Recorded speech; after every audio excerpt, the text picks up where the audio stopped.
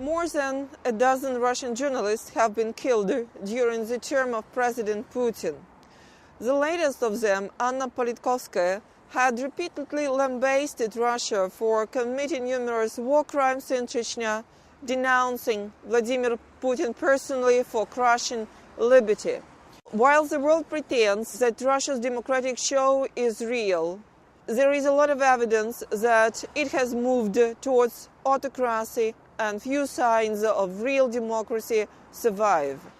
Anna Politkovskaya was one of the toughest critics of the current state of things here in Russia and the situation in the North Caucasus. She revealed a lot of crimes in which both pro-Moscow Chechen armed forces and federal agents were involved. None of us can feel secure under the current regime. Chechnya has become an absolute form of totalitarian regime with this young dictator who has become the nightmare for all the civilian population, with his absolute power, which is based on their full support from the Kremlin.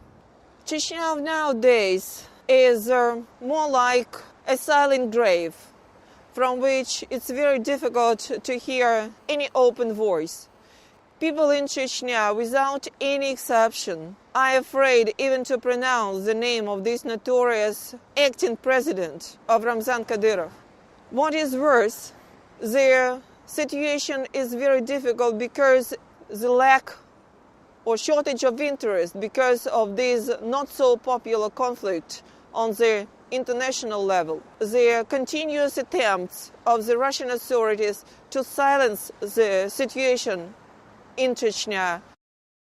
It's necessary for them in order to prove the world that we deal with the post-conflict situation, and only help that Chechnya needs now is big investments into the restoration of its economy. It's nothing but a farce because even the Grozny, which is under declared reconstruction now, is more like a Potemkin village with brightly decorated facades, but people living without water, and the population being absolutely poor.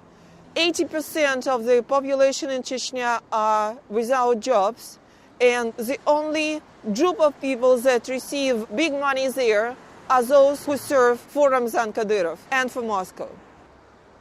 After American invasion into Iraq, Iraq has become the focus point for the international media. More often we hear about popular and not so popular conflicts. Chechnya has become less fashionable, so to say, and it has disappeared from the front pages of such outspoken newspapers as Washington Post, New York Times, and The Independent.